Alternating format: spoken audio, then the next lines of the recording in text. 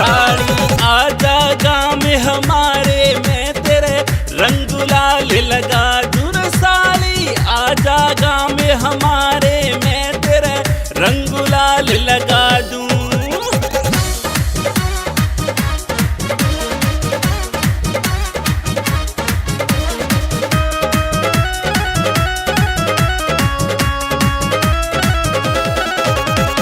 रंग बिरंगे रंग महलाया, नई नई पिचकारी लाया।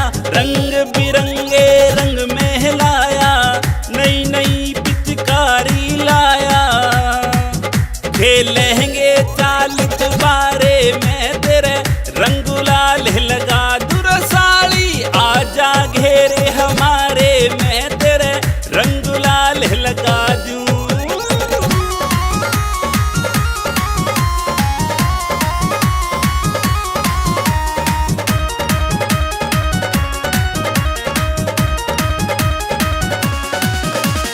दोनों खेल है जीजा साली, साली हो आधी घरवाली। दोनों खेल है जीजा साली, साली हो आधी घरवाली।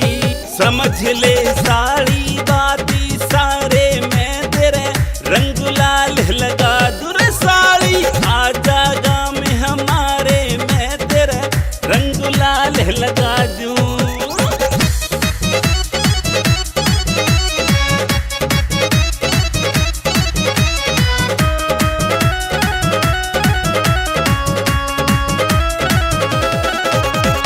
हरा रंग और लाल गुलाबी, तेरे ताले की मैं हूँ चाबी। हरा रंग और लाल गुलाबी, तेरे ताले की मैं हूँ चाबी। रे साली आजा चाली उसारे, मैं तेरे रंग गुलाल लगा दूं रे साली। आजा गाँव में हमारे, मैं तेरे रंग गुलाल लगा दूं।